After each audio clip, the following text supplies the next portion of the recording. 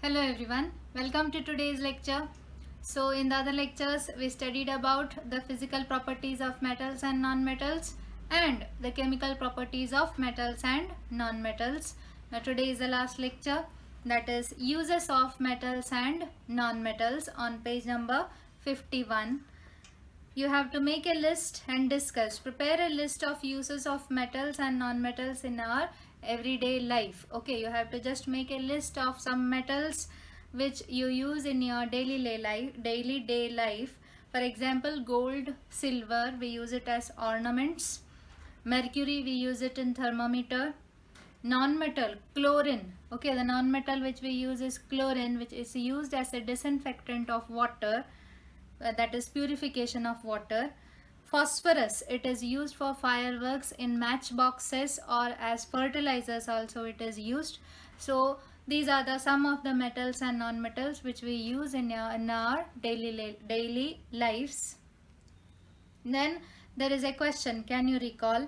While studying the chemical properties of metals, it is found that gold or silver do not react readily. Okay, gold or silver do not react readily because they are noble metals. Okay, they generally do not react. They are noble metals and they occur in free state. So they do not react readily. Next is page number 52. Noble metals. Some metals like gold, silver, platinum, palladium and rhodium are noble metals.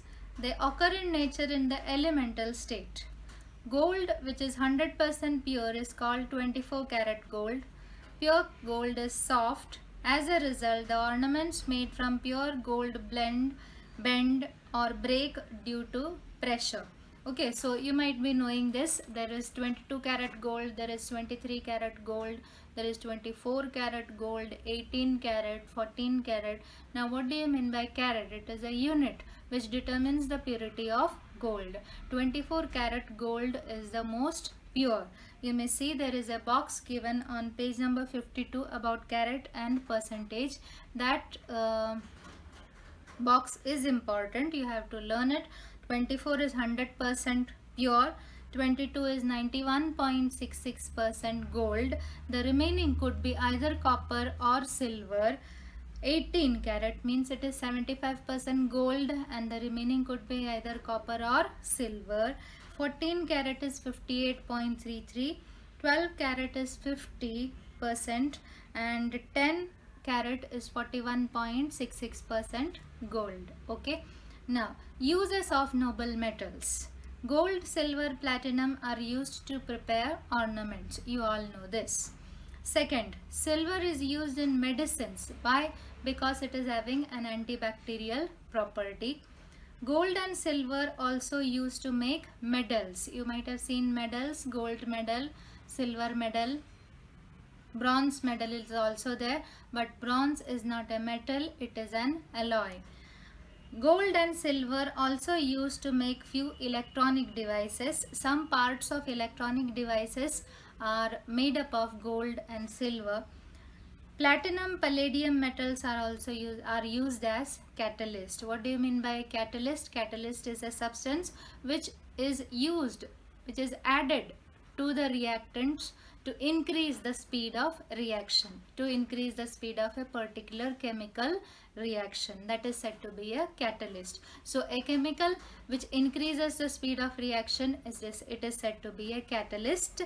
And platinum, palladium, these are used as catalysts. So these are the uses of noble metals. So noble metals, uses of noble metals and purity of gold. Now we are moving on to the next topic, that is corrosion. Corrosion means in normal man's word it is rusting. Okay, ganjne, that is rusting or corrosion.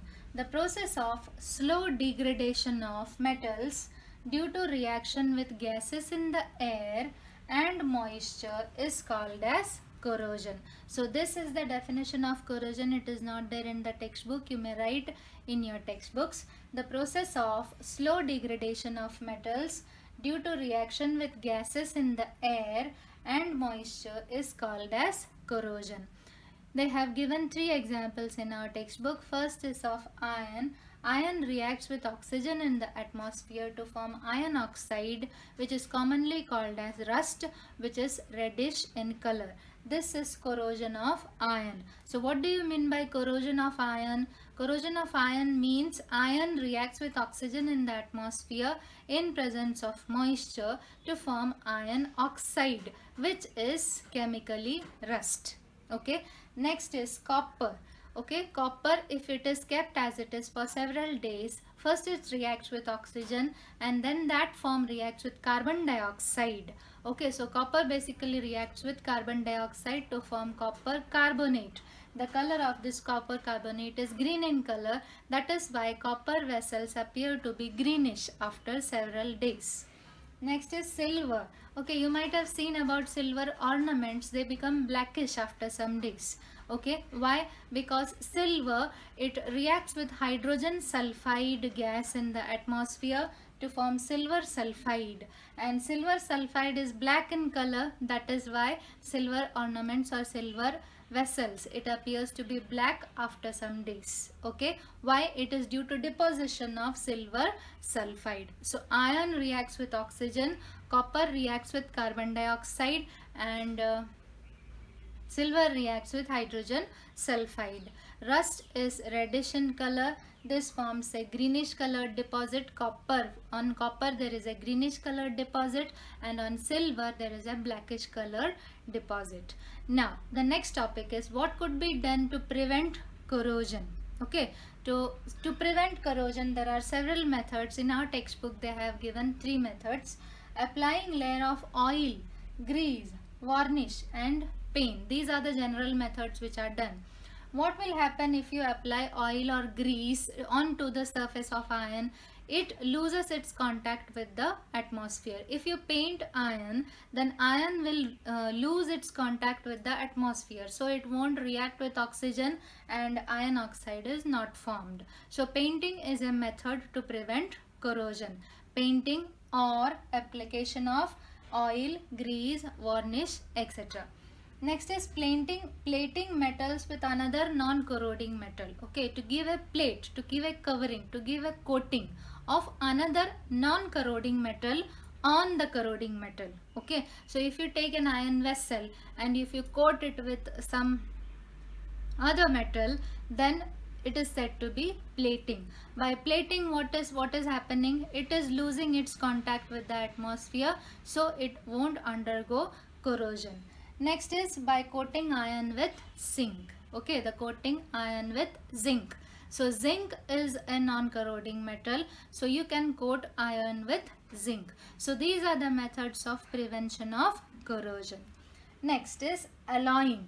Alloying is also a method to prevent corrosion. What is an alloy? An alloy is a mixture of two or more metals or a metal and a non-metal. What is done? If it is of two or more metals, two metals are taken separately, they are melted and they are mixed in fixed proportions. They don't react with each other, but they just mix together. That is said to be an alloy. So what is an alloy? In an alloy, there is mixture of two or more metals or one metal and another non-metal. They have given some examples in your textbook. Stainless steel, it is a mixture of iron, carbon, chromium and nickel, and bronze is a mixture of copper and tin. In the other chapter we had studied about brass also. It is a mixture of copper and zinc. That is also an alloy. So this is what is given on page number 52. Okay, there is a do you know box on page number 52. You may see there is a Statue of Liberty in the sea near New York City in America. The original surface of their statues was made up of copper, but now it looks green. Why it looks green? Because it has reacted with carbon dioxide to form copper carbonate, and copper carbonate is green in color, so it appears to be green. Okay, now towards page number 53, do you know? Now these do you know parts you are not having this year in your syllabus, but you may just read. Okay, it is for your information. Do you know? There is an iron pillar in the premises of Qutub Minar in Delhi, made about 1500 years ago. The pillar is lustrous even after so many years. This is because our ancestors had made it from an alloy. So as it is made it from an alloy of what all they had taken, you may see it contain small proportion of carbon, silicon, phosphorus mixed in iron. So it is an alloy. So it is not corroding. Next, do you know towards the right? A cheap variety of stainless steel is made sometimes by using copper instead of costly nickel. Okay, now here what is stainless steel? It is a mixture of iron, carbon, chromium and nickel. At sometimes what happens, in the factory, they instead of nickel they use copper. So what will happen? The durability of steel decreases. Okay, it gets damaged easily, so they are cheaper comparatively. Okay, so this is done. You might be knowing about scrap dealers. What do they do with the scrap? Why is it needed? What do they do with the scrap? They sell it to companies which recycle.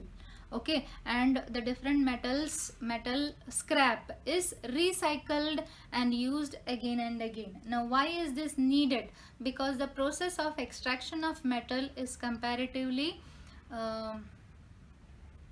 done at a very low process. Okay, that low process means the expenditure for extraction of metal is higher. The expense, the money needed to extract metal is more. So instead of that, you can recycle the metal scrap and use the metal again. Due to that, the raw material is also available. The waste on the surface of the earth is also decreasing. So this could be done with the help of recycling of metals. Okay, so we have finished with the portion, that is the part, the chapter, that is chapter 7, metals and non-metals. You may go through it. You may just go through whatever has not been there in your syllabus. You may not learn them, but you may read them at least. Okay, if you are having any doubt, you may ask. Thank you.